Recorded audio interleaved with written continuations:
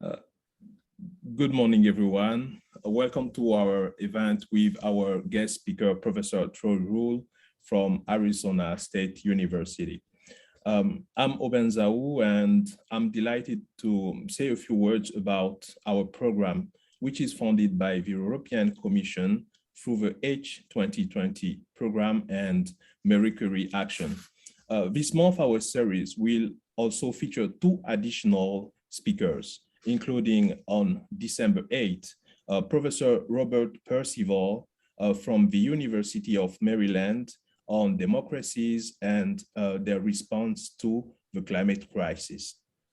On December 15th, we'll have Professor Tibisay Morgandi from Queen Mary University of London on energy security in international law.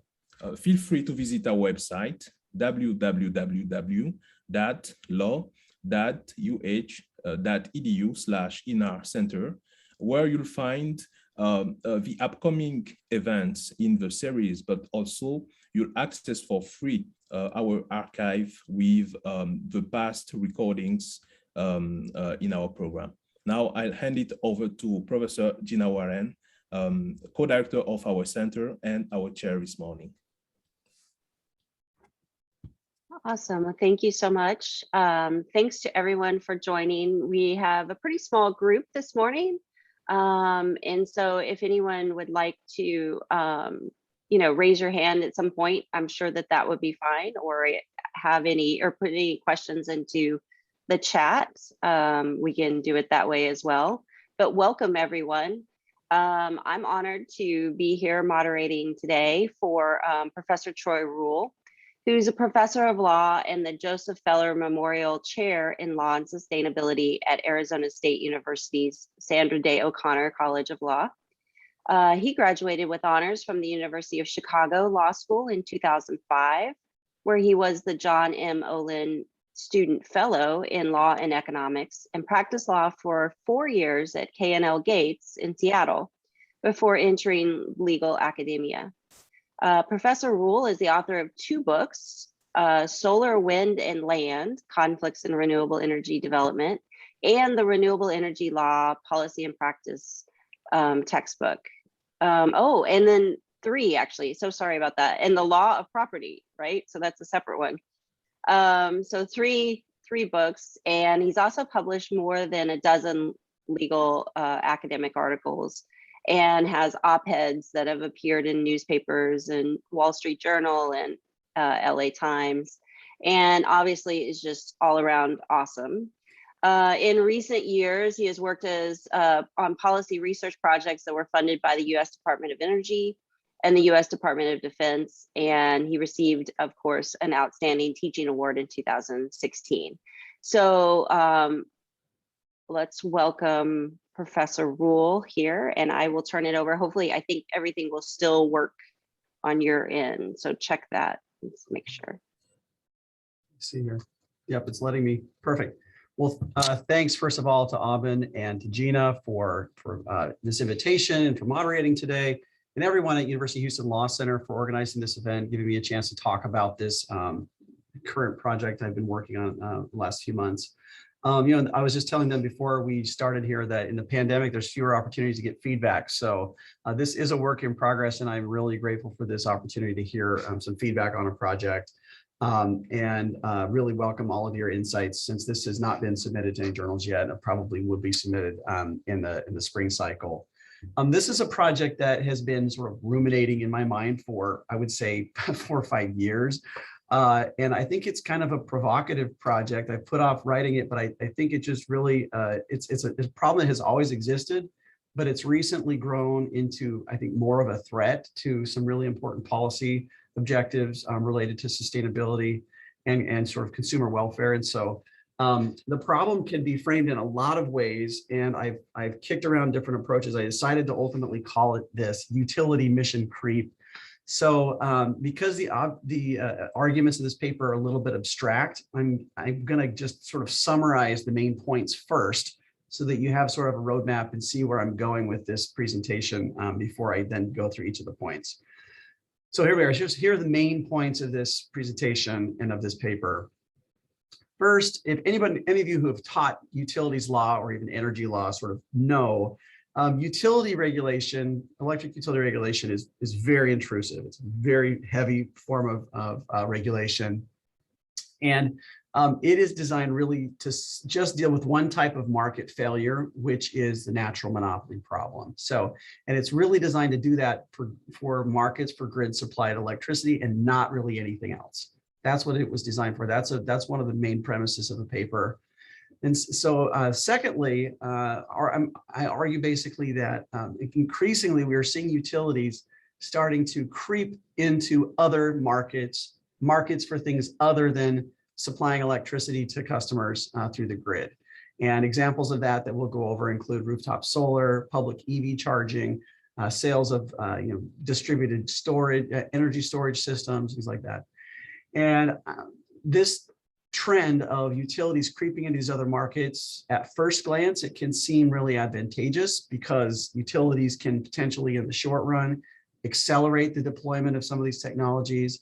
But the argument of this paper is that this is a bad trend, that this is a trend that is ultimately bad for consumers and bad for the sustainable energy transition in the long run, because utilities are structured only to operate in grid supplied electricity markets that are prone to natural monopoly problems, and these other markets are not.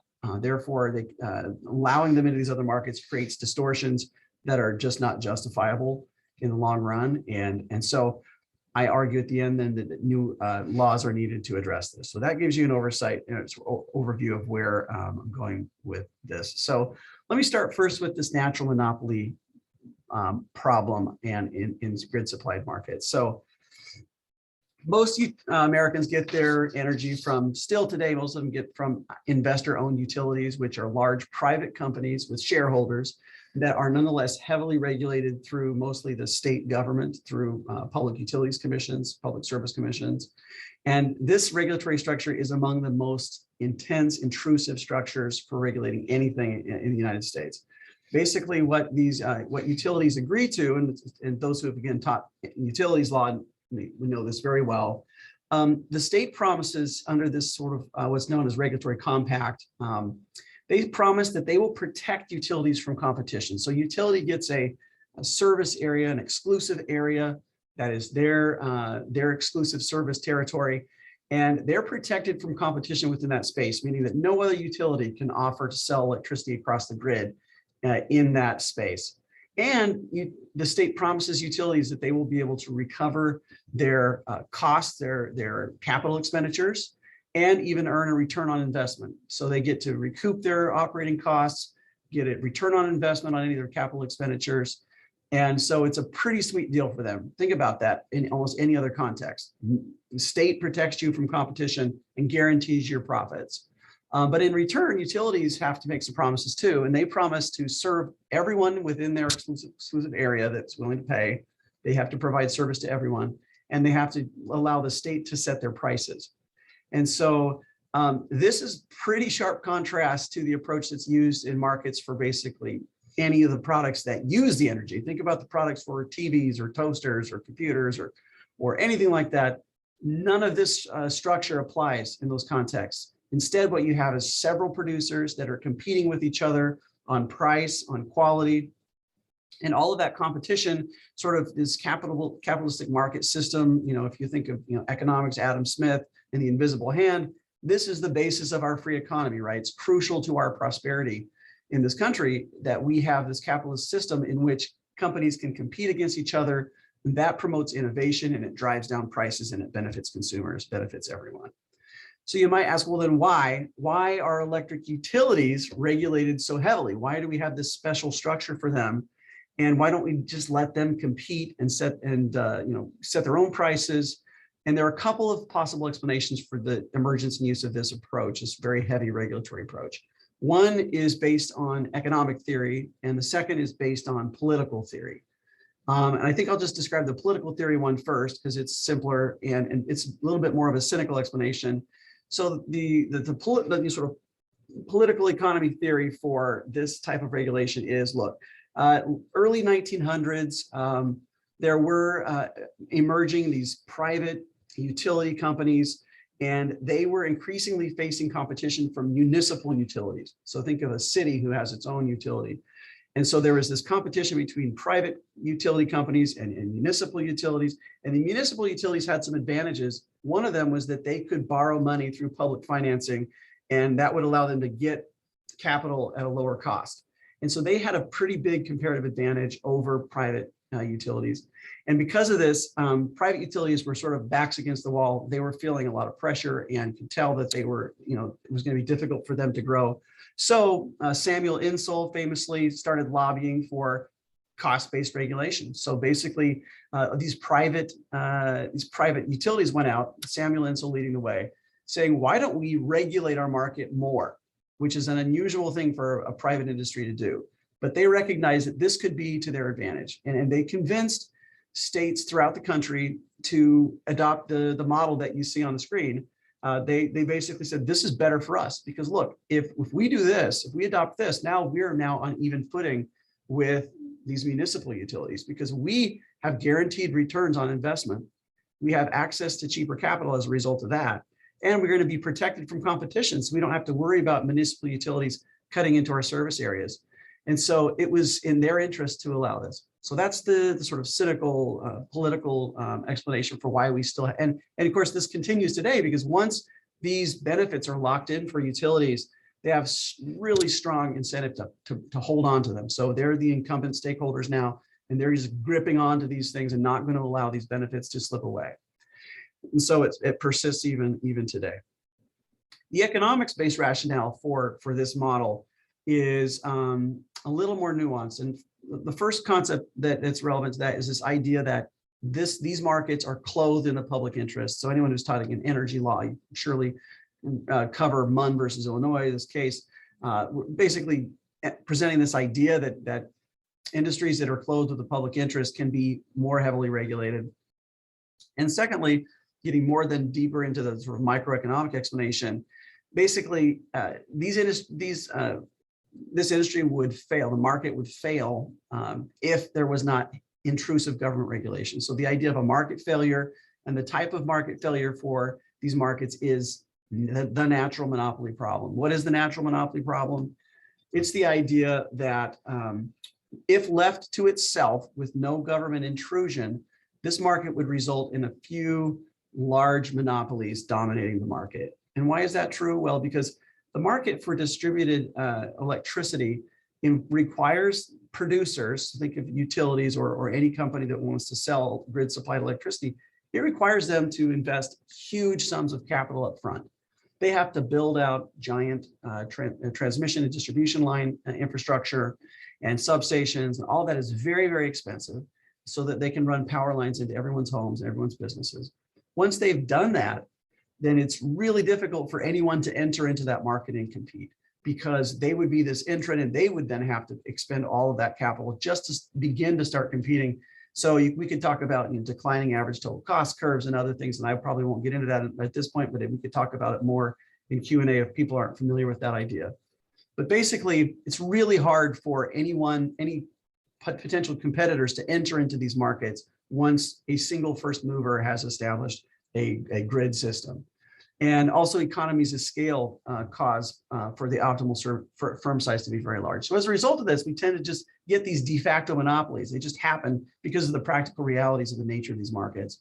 And so if you have a monopoly, then they have incentives to do bad things that are bad for consumers.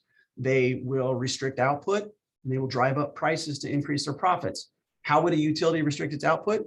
Well, among other things, it can cherry pick. It can say, well, we're not going to provide power to the most rural areas because we can't make as much money out there.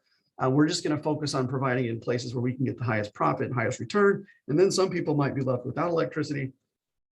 And of course, all of these retail customers are totally captive to the utility. So utility can charge anything it wants and any price, and you have to pay it if you want to have electricity. So recognizing that this market is going to fail on its own without intrusion from the government, that's the sort of justification for this heavy, very distortive regulatory system that is known as cost-based regulation.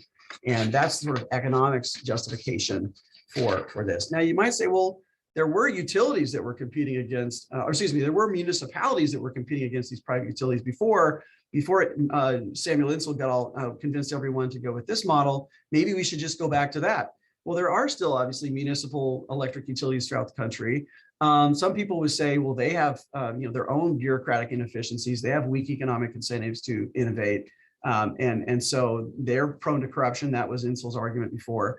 So at least as the argument goes, it makes sense to have investor-owned utilities because they have maybe a little bit more motive to innovate. Whether that's true or not, we'll see. We've seen efforts by some utilities to sort of rebuff efforts at municipalization in the last few years, whether that be Boulder, Colorado, other places. But really, I guess the point of all this is that this model that I was showing here, this regulatory compact model, it really can only be justified on the notion that if we didn't have it, things would be worse. So it's sort of at best a necessary evil to have this intrusive regulatory structure. And at worst, it's just a boondoggle for utilities more than anything else. So either way, it's really only justifiable, if at all, in markets that are prone to natural monopoly problems. Markets where we have these really high upfront capital costs that create high barriers to entry, that make it difficult for anyone to compete once the market's established, and therefore create these de facto monopolies. So now turning to this idea of mission creep. Well, one way to sort of get the idea is to just describe this like a prescription drug. So you think about this market. This market has flaws. It has ailments to it.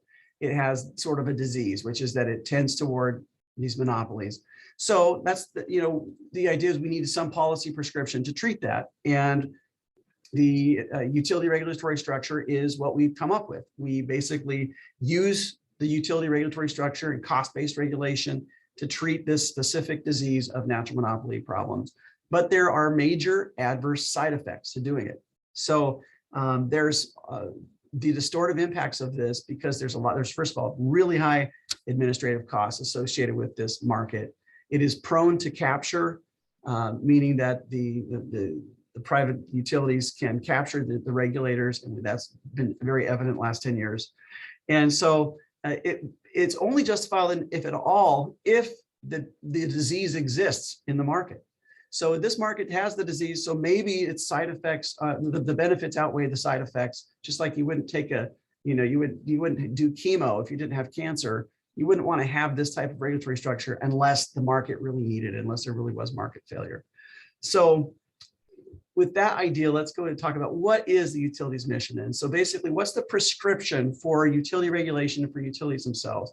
If the doctor's writing this out and the drug manufacturer makes this drug, and that the drug is utility regulation, what is it prescribed for and who is it prescribed to? What markets would it be prescribable to?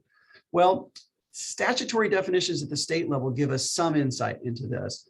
So they define public utilities as, I've given you just a couple of examples of these definitions from a couple of states. In New Jersey, a public utility is defined as, quote, an entity that can own, operate, manage, or control within the state any electricity distribution plant or equipment for public use.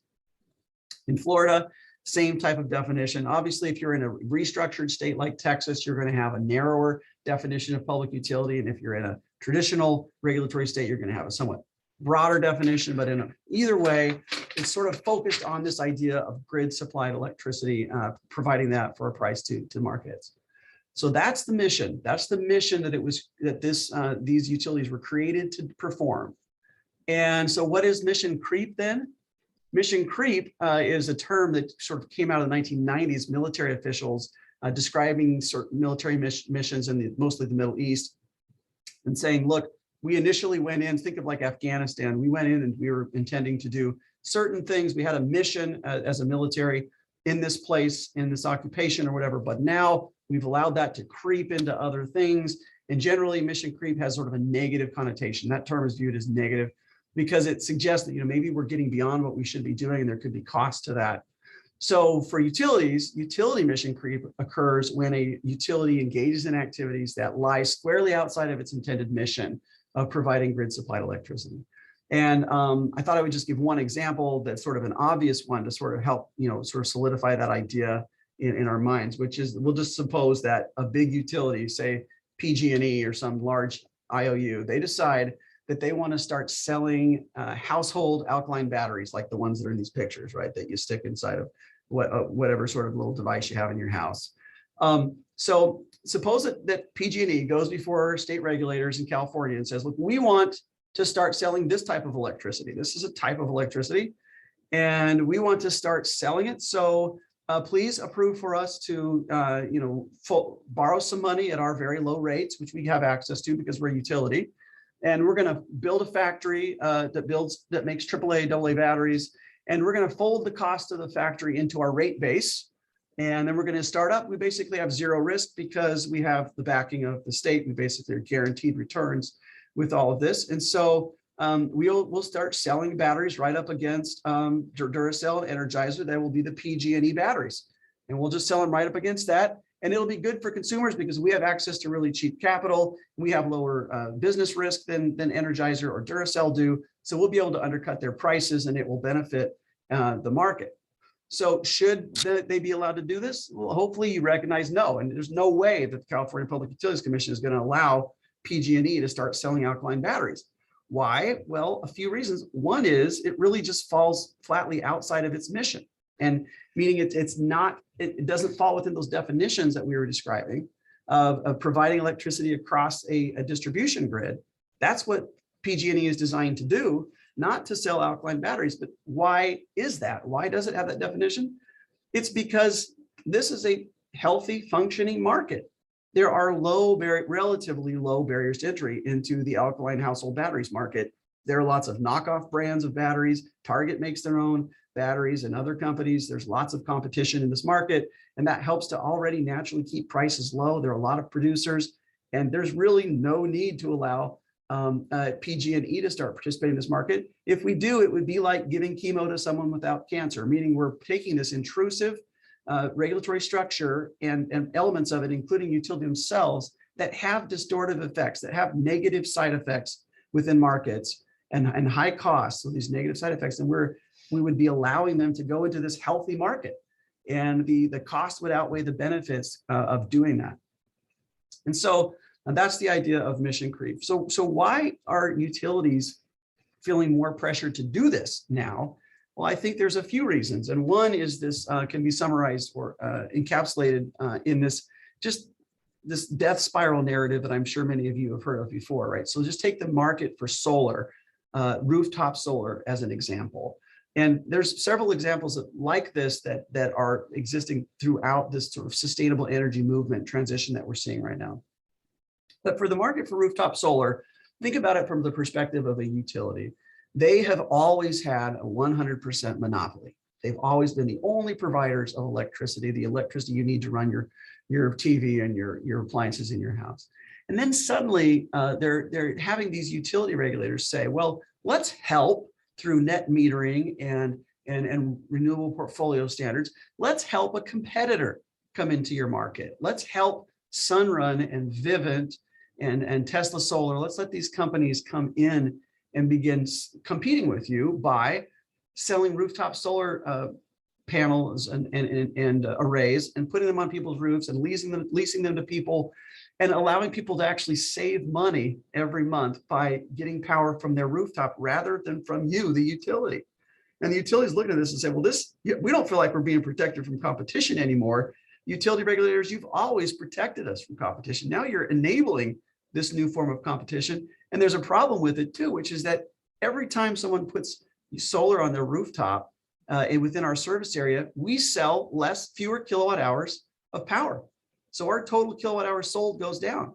So the only way for us to get our revenue requirement, meaning the total money that we need to recoup our operating costs and to get a return on investment for our capital costs, only way for us to do that is to raise our electricity rates at the retail level. But then if we raise our rates at the retail level, what's going to happen? It's going to make rooftop solar be even more appealing. And so even more of our customers are going to want to get rooftop solar, and that's going to reduce our kilowatt hours sold even more. And then the only option we have is to raise rates more. So they see this death spiral, when they've sort of given this narrative and said, look, this could be an existential threat to us. And so they're feeling this pressure they've never felt before from a disruptive innovation within their market. They've never encountered anything like this before. And the textbook response, if you went to business school, is the way a company should respond to disruptive innovation is to embrace that innovation, right? So think of like, when the iPhone came out, then you had Android phones. When you had AT&T recognizing that everything was going to smartphones, AT&T got into the smartphone business. They didn't just stick with landlines because they recognized if they did, they would become a dodo. They would be outmoded, extinct. Kodak is an example of a failure of this. Kodak didn't recognize soon enough the move toward digital photography, and now Kodak hardly exists, right? Because they failed to do this. So it's natural that these utilities would feel a need to embrace these new technologies. So even the former U.S. Energy Secretary back in 2014, he actually advocated to utilities they should try to do this. He says basically in this meeting at University of Chicago with a bunch of utility executives, his argument was, look, you should just, if you can't beat them, join them. This is coming. People are going to put rooftop solar on their homes. And so if you don't get into this market, then you're going to lose market share. You're going to have smaller profits. And you actually have a lot of advantages that could allow you to dominate these markets. And he was basically telling them that they should try to do that. If you can't beat them, join them. And so we see these utilities looking at reading the tea leaves, seeing where the market is headed and wanting to get involved. And that is pushing them to do these mission creep activities, to begin to encroach into markets that they were really never intended to be in. And there are distortive effects and consequences to them doing that. So let me give some specific examples of utilities doing this type of activity. There's dozens of examples out there, and in the paper I only have a chance to highlight maybe just a few for each type, but there are lots of these. So here in Arizona, APS, Arizona Public Service, a large investor-owned utility here in our state, they introduced this program in 2014 or 15 called the Solar Partner Program. And basically the idea was here, look, they went out and they told their customers, rather than leasing solar panels from Solar City, who's the big leader at the time, or Vivint or Sunrun, these private companies, why don't you lease us your rooftop? Why don't you lease your rooftop to us? And we know that you have figured out, residential homeowners, you could probably save $20 or $30 a month by getting solar right now, because solar in Arizona, where it's so sunny, people were saving money by converting to solar.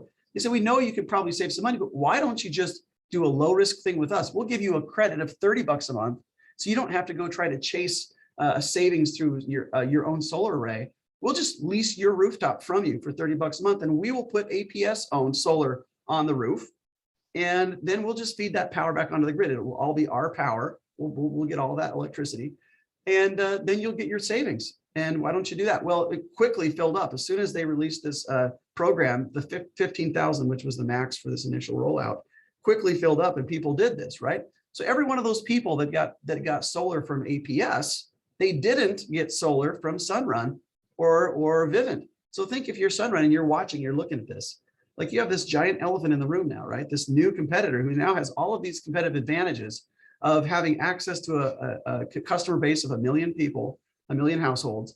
They get to send a letter to them every month with their bill, and they can slip a little thing in there telling them, why don't you go with us? They have the name APS going along with them. APS has access to cheaper capital than the private market can provide because they have guaranteed returns. And so APS looks like a really formidable competitor to these private companies. And the CEO of APS at the time just says, look, the demand is there for rooftop solar, and we, APS, are ready to meet that demand. They're embracing it. They're taking Stephen Chu's advice and just getting in this market themselves. And after APS did this, we saw sort of this wave of similar programs throughout the United States. Tucson Electric Power did something very similar. In Wisconsin, we saw it at We Energies. We saw it in Georgia. We saw it in Indiana. These large investor-owned utilities are saying, look, if somebody wants to buy distributed solar, we want to sell it to them. We want them to buy it from us. Don't go to Sunrun. Don't go to Vivint. Buy it from your friendly utility who you've always trusted and known. We are a safer bet for you. And that was the trend. So you might say, well, that sounds great, right? Lots of people are getting solar, and those utilities do have access to cheaper capital. So it seems like maybe it's a win-win, right? Well, in the short run, it can always seem very enticing to allow these things to happen, but there's a long run cost to it. And those costs have to do with the fact that these markets, the market for rooftop solar is not prone to natural monopolies. So it's more like a lemonade stand than it is like distributed electricity grid. What do I mean by that? Anybody with a bucket full of lemons and a table can go out on their front porch and they can squeeze lemons and pour some sugar and water and start selling lemonade. The barriers to entry into the lemonade sales market are very low. So of course we don't have lemonade regulation, lemonade market regulation, where the government sets the price of lemonade and dictates who can sell lemonade within a certain area. And then you have to come to the regulators and get approved to buy more lemons. We don't have any of that, because we want the invisible hand of capitalist markets to work. And we want that to drive this market. And because of that, you can get cheap lemonade. Go to the store and buy a really cheap lemonade, buy 7 different kinds. That's great. That's good for everyone. Well, the market for rooftop solar is more like that market than it is like the market for distributed energy, or excuse me, for distributed electricity across a grid. What do I mean by that? Well, there are hundreds of solar installers in the United States that are all competing with each other. A roofer or someone who installs windows, they often already have the trucks and a lot of the things that they need to enter into these markets. And they have been doing that. And that has been helping to drive down price for rooftop solar installations in the United States, because there's competition. We have price competition and we have innovation in these markets. Those are all good things. This is a healthy functioning market. It's a market without cancer, so we have no need to give it chemo, right? That's the idea. So we see the same thing happening in other markets. Another example is these power walls or distributed energy storage systems. Tesla makes them, but there are lots of other companies that also now are making these home battery energy storage devices that you can put in your garage and that you can store energy in. But there's a competitive, healthy market for these types of products. But what we're seeing is some utilities are doing the same thing that APS was doing with rooftop solar. They're starting to try to do that for these energy storage systems within people's homes. And a couple of examples that are covered in the paper are in Green Mountain Power in Vermont is doing this. Where they're basically coming in and saying, don't go on open market and shop for a distributed energy storage system for your garage. You don't need to do that. Come to Green Mountain Power. We can help you. We will basically allow you to pay us a fee, and then we'll put these into your home for you. And Liberty Utilities in New Hampshire is doing the same thing. You pay a one-time fee or you pay a monthly fee, and we will put these into your homes. And it's always Tesla. It's Tesla's product. And look, I love Tesla, but these utilities are singling out Tesla, and they're just giving these opportunities to Tesla, which is this private non-utility company. And a quote from a spokesman for Liberty Utilities on this, they said, look, we believe the utility can do this, meaning put in or sell these distributed energy storage systems just as well as third-party providers. We believe utility ownership for it is appropriate. They're responding to all these people that are basically rebuffing that and saying, no, this is not a natural monopoly prone market. You should not be in this market. And they're saying, oh, we think we can, we think we should be. And similar things are happening in EV charging markets.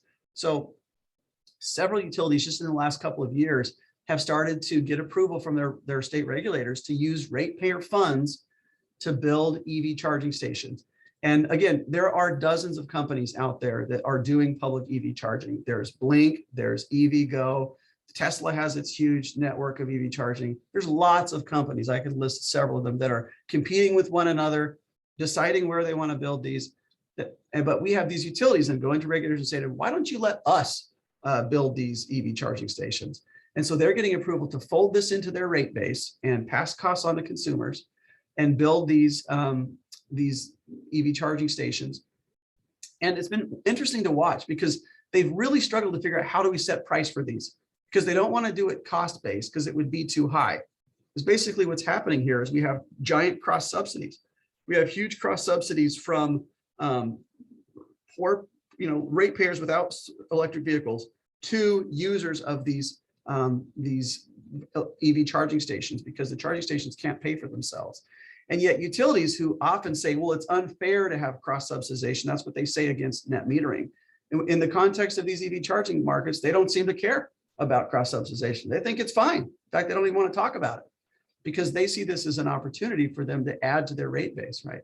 So they're doing this and they're building these things and they're like, what should we charge? One utility says, well, maybe we should just make the price equivalent to what it would cost for a gallon of gas. And that's how they're trying to price it. One other one is saying, well, maybe we should just try to find the average at private charging stations and we'll just charge that. Well, the price at private charging stations changes all the time. So that doesn't work very easily. They're all struggling to figure out how do they price this, because it doesn't make any sense, because this is not a natural monopoly prone market. It's a healthy, functioning, growing market. And utilities have no place in this market, as tempting as it seems to say, well, yeah, but utilities have lots of capital and they can build stuff really fast because they have all this access to cheap capital. In the short run, that's tempting, but in the long run, what happens is these private companies that are trying to build out their infrastructure for these EV charging stations, they're building out their stations. They're going to get out of these markets. They're going to be like, we can't win here because we don't have access to cheap capital. We don't have guaranteed return on our investment.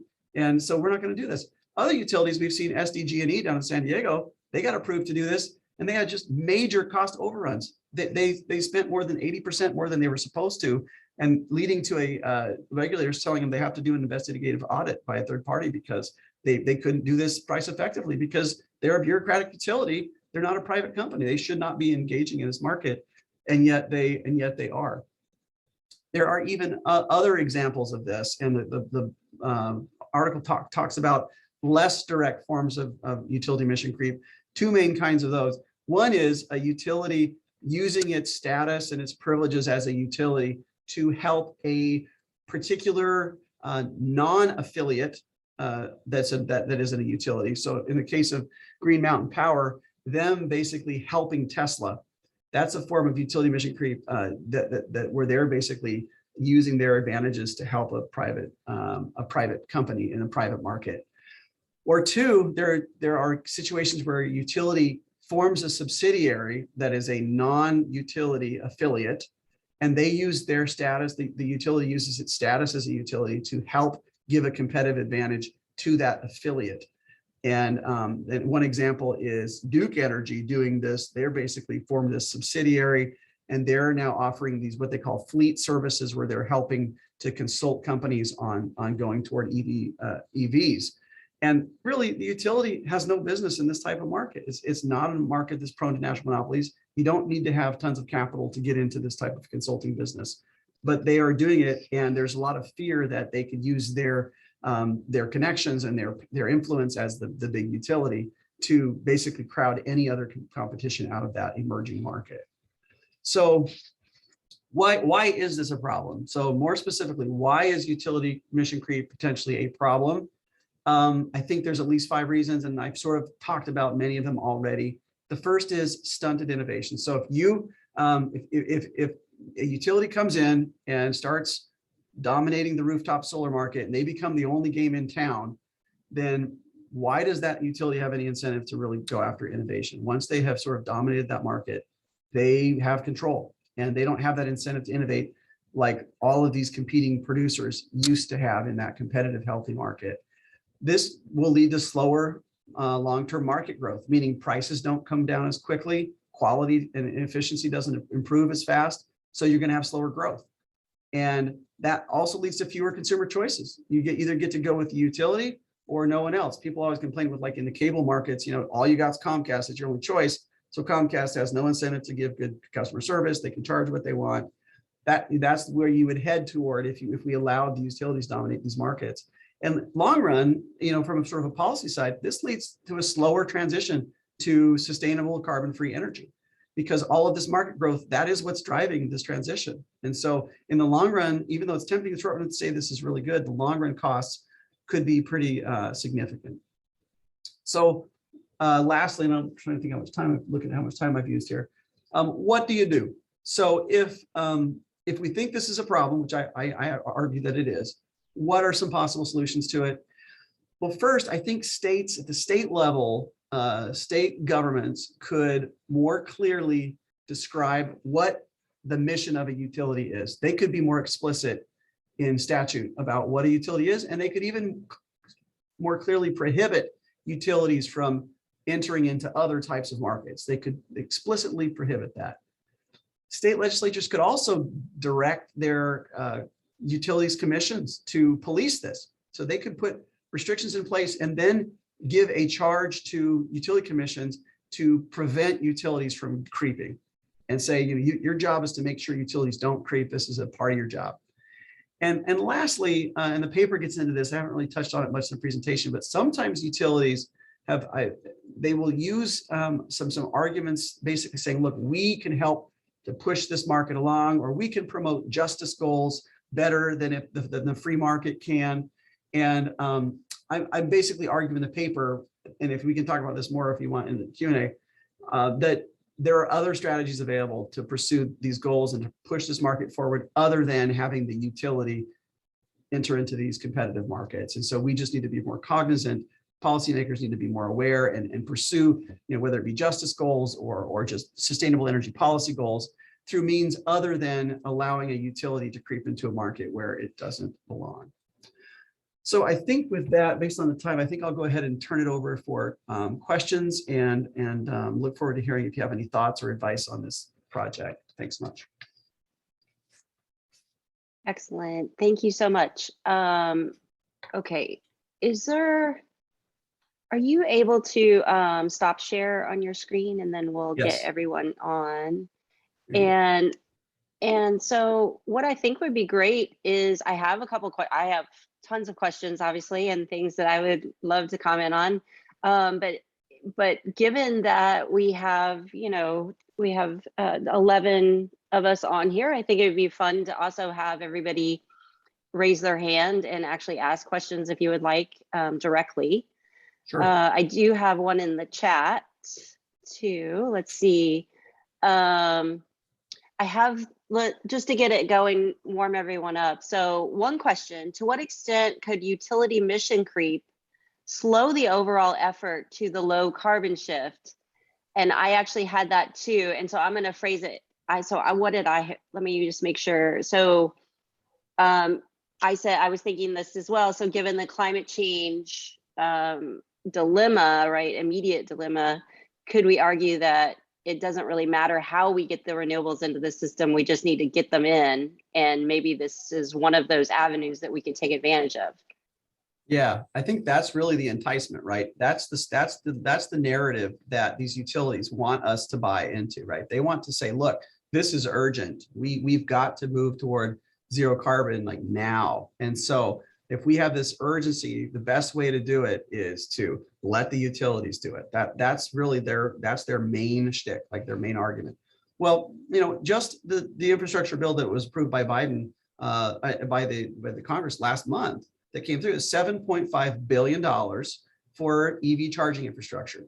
So there's that amount of money sitting there. Now we have some choices, right? We could either give that to utilities and have utilities try to build this out. And if they do, then we're going to have all those things. We have market distortions. We're going to stunt innovation. We're going to prevent price competition. So everybody's thinking about, do I buy an EV? Well, if prices don't come down, because think about market for gasoline. What if your utility was the only one that sold gasoline, right? Then they would set the price somehow. And the more ability they have to influence regulators, the higher that price and the higher their return is going to be.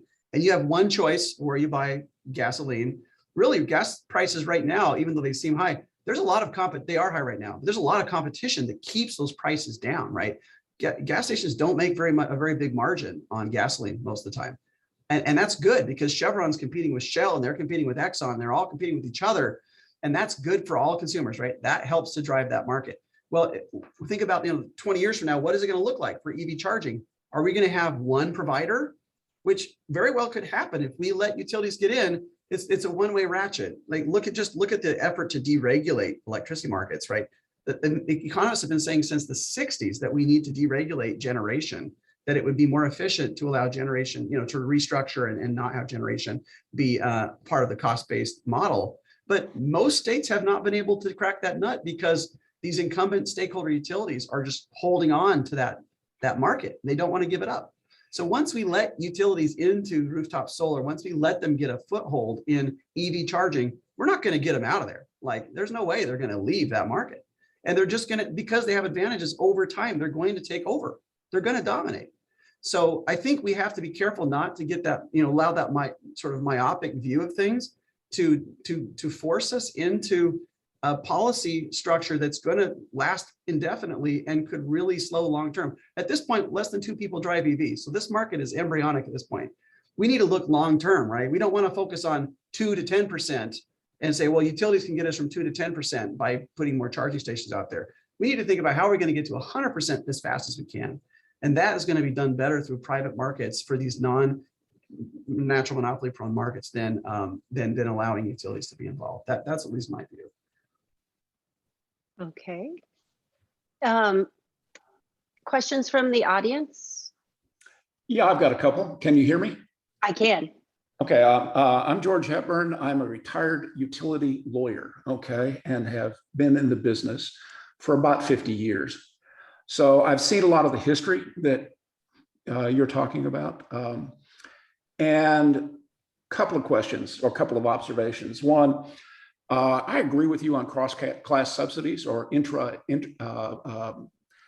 intra-industry subsidies, whether it come through cost of service regulation or not.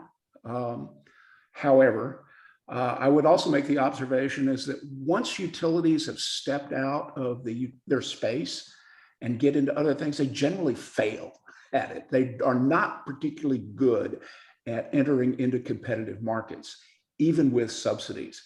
Having said that, I'm also a little bit concerned about focusing just on the issues dealing with this narrow kind of mission creep when we've had broad public policies that have created substantial subsidies that have moved either through taxing schemes or through rate regulation or through incentives to expand different kinds of renewable generation that seem to go largely unquestioned when those kinds of things are operating in the market.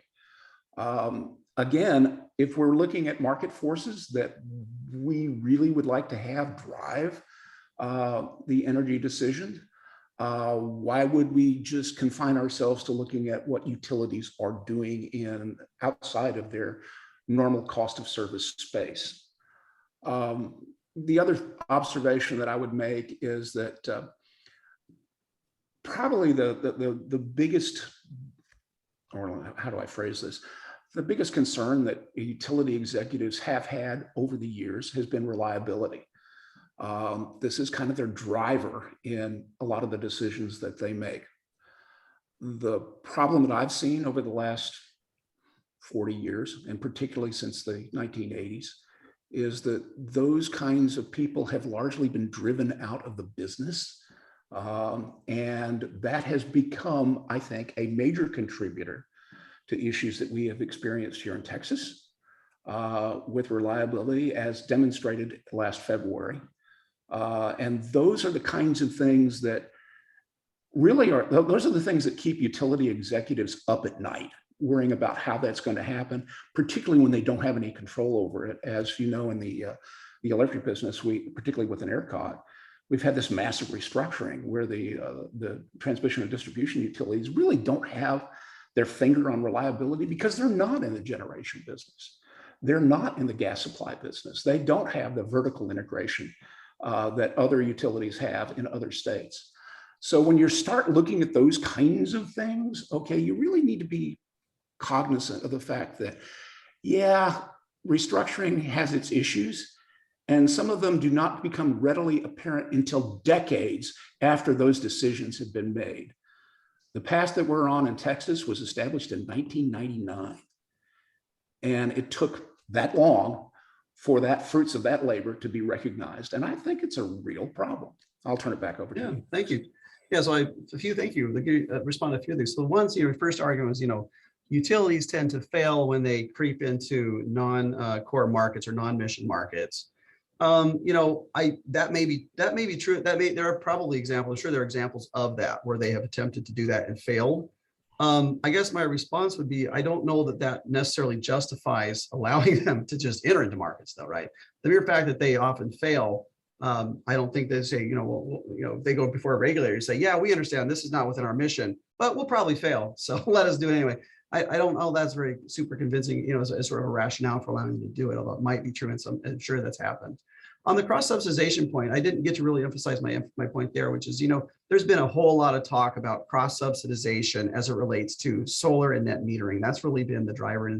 And throughout the country, we've heard these arguments that, look, rooftop solar policies, mostly net metering, it results in cross-subsidization from people who don't have rooftop solar to those who do. And there's some, there's a lot of dispute as to, how severe that cross-subsidization is, whether it exists at all. Up in Minnesota, they did a study, looking at the cost of solar, and they said actually it's flipped, and actually rooftop solar people are often subsidizing everyone else because their power is worth more. It's closer to on peak, and it's right there. But regardless of that, assuming that there is, let's just assume as a premise that there is cross-subsidization. Notice that the utilities in that context are just harping on that, right? They're like, we have these cross-subsidization problems from rooftop solar. We need to keep things fair. Therefore, we've got to get rid of net metering. We've got to, even the playing field, all this. Well, it's interesting because, first of all, cross-subsidization has existed since the very beginning of cost-based regulation, right? If you live in a rural area that's dozens of miles from the closest substation, and the utility has to run lines out to your rural farm or out to your little rural community, and then you pay the same exact rate as the person in suburbia who lives right next to the substation, you pay the exact same per kilowatt hour volumetric rate, then you're being, the people that are in the city are heavily cross-subsidizing the people out on the farm. And that's happened since the very beginning. And so utilities never complained about that.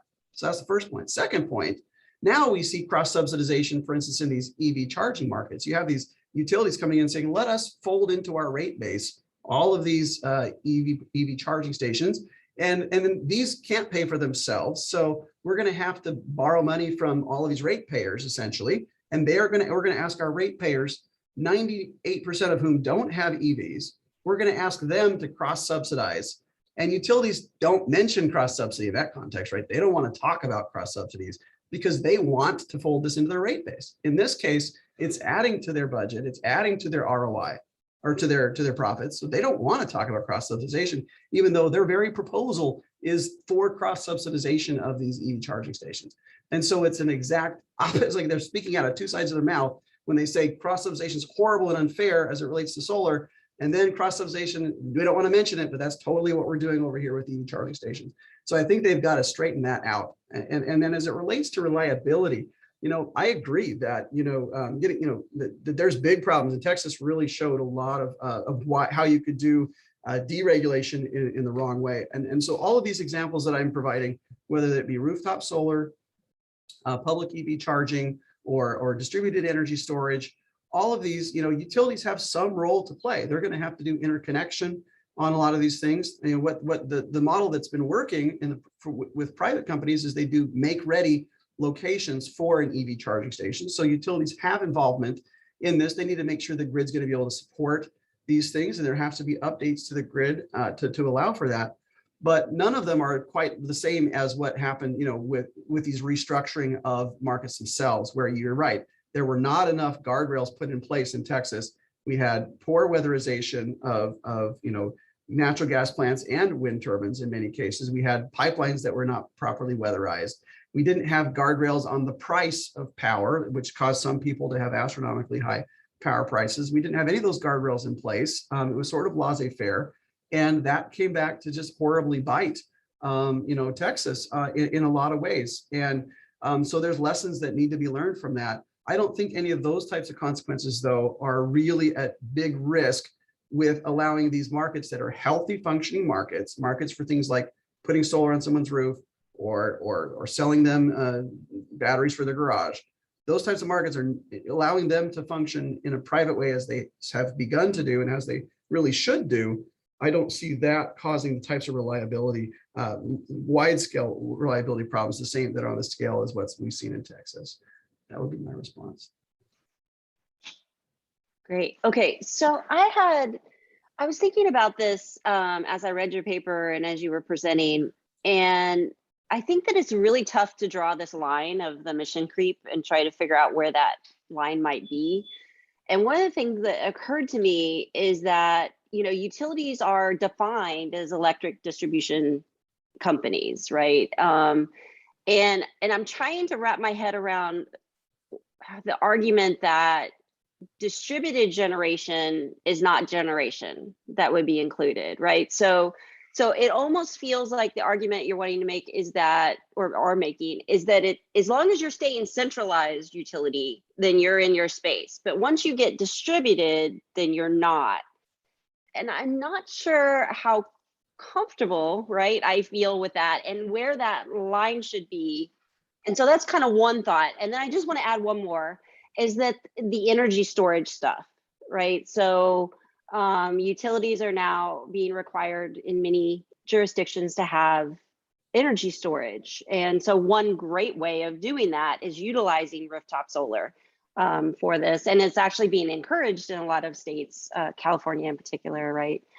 So just those two kind of concepts, this distribute, like where does this line of mission creep go? And then what your thoughts are on the energy storage. Yeah, thank you. That's great. So I do think that, and you're right, my paper is suggesting, and a core premise of it is this idea that there is a line between distributed generation, which would be rooftop solar, or even distributed storage like your garage battery, versus utility scale storage or utility scale solar or any other type of utility scale generation. And that line is driven based on what, whether there's a natural monopoly problem there. So basically, think of the doctor diagnosing, do you have cancer or not? If you have cancer, we're going to give you chemo. If you don't have cancer, then you shouldn't get chemo because the side effects of allowing you to have, or giving you chemo are going to be worse than any medicinal benefit that you get, right? So same idea. So look at the rooftop solar market. It's a healthy functioning market. There are lots of competing producers. There's low barriers to entry. We're seeing prices come down. We're seeing innovation. That's a healthy functioning market. So to allow a utility, which is part of the key, I think, chemo, it's part of that cost-based regulation, allow that to come in here, that's just going to cause side effects, adverse side effects with no offsetting benefit. And so there's a net negative, there's a net cost to doing that. To go into utility scale and the system that we have right now, so whether, some states have decided they don't want to do, restructuring yet, whatever. At least utility scale, though, the barriers to entry are at least a lot higher, even if it's a utility scale energy storage. So this paper is not about deregulation. I should be clear. Whether a state decides they want to be restructured or not, that's sort of a separate issue from this. But definitely, I think, giant utility scale generation project that's going to then send power, all of it offsite and send it through wholesale markets or so. That's definitely, to me, fundamentally different. There's not lots of producers that are all competing in the same way. Now there is PURPA and there is competition, particularly in restructured places, but not like we see with rooftop solar or with all these companies that are selling batteries, where there's already a market that's working well. Like we don't need to let utilities in there. So rather, maybe we should never have let utilities get into generation as much as we have. And now it's the one-way ratchet. We can't extricate them out very well in many markets. That's why restructuring's been slow. But as Mr. Hepburn pointed out, restructuring also has tons of problems with it. We've got to figure out how to do that properly. But those are all sort of separate issues. My point is, yes, I think that you decide, is this market prone to natural monopolies? Are we seeing that? Are we seeing one dominant party because of network effects and because of economies of scale and barriers to entry, that we're getting one dominant monopolist?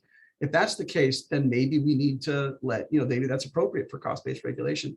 But in all the examples that I gave, that's just not the case. It's pretty clearly not happening in those markets. All right, well, we literally just hit 10 o'clock. I do have one thing to add, which could be fun for just as a footnote.